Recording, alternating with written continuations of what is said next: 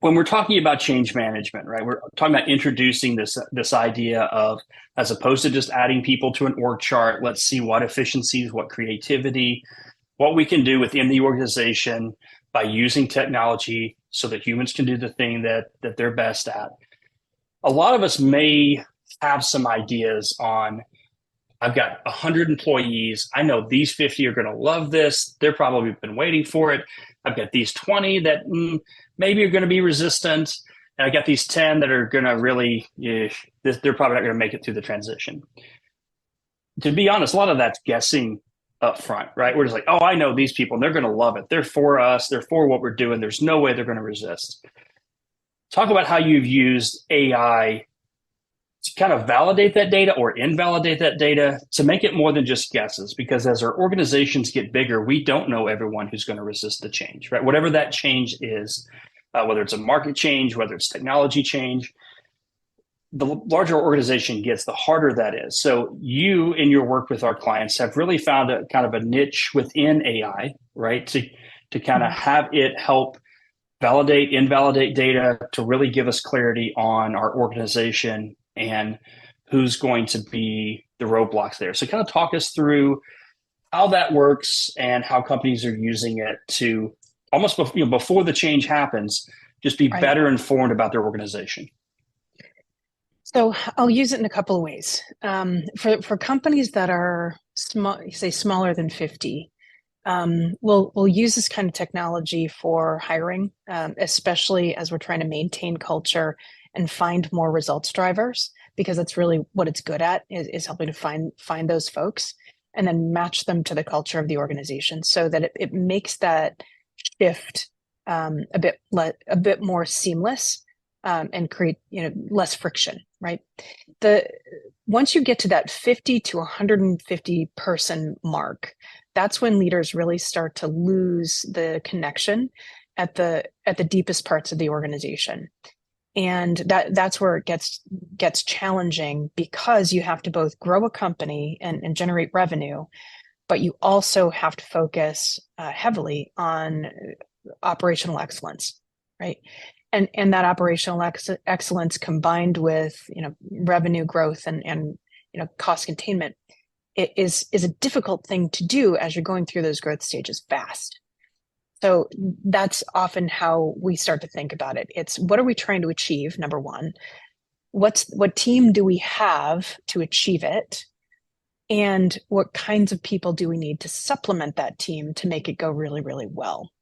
And so as we assess the organization, we're looking for any concerns with a leadership team. So number one, not everybody's going to be comfortable with those next level of change. And then number two, if you don't have folks or not everyone on the leadership team is comfortable with change, where do you find them inside the organization? So you're not hiring big consulting firms and things like that to try and get some of that day-to-day growth done. So that's essentially what we're doing. We're finding and identifying very quickly who we think are four profiles: results drivers, resilient, reluctant, resistant. And most companies, when they think about change management or growth, are going to focus on that resistant. And I suggest that you do the opposite.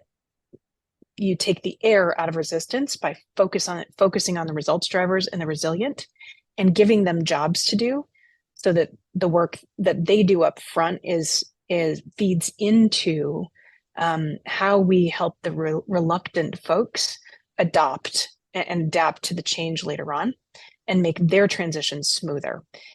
So just to break that down one more little bit, your results drivers are the folks that are going to jump into change wearing a gasoline suit with both feet. The resilient folks are going to be a fast follow.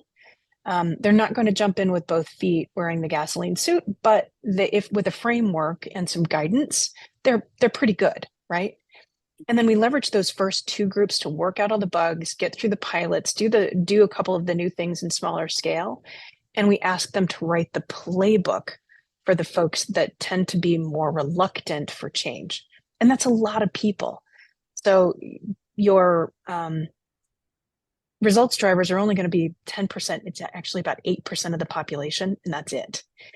The next generation or next crew of resilient folks is maybe 30% of any organization, less if you tend to be in financial services or folks like that.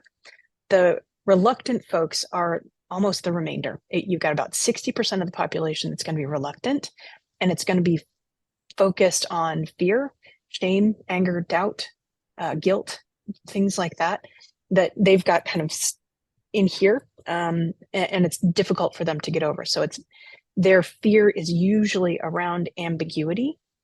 And what we're trying to do in that process that I just outlined is wring out as much ambiguity for them as possible in the change, so that what we're doing is replacing their day-to-day playbook.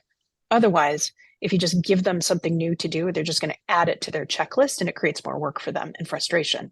This way, we're polishing it up, making the change work, make them confident in it, and then let their peers write that playbook for them, so that they feel much more comfortable with dealing with something that they might be uncertain about.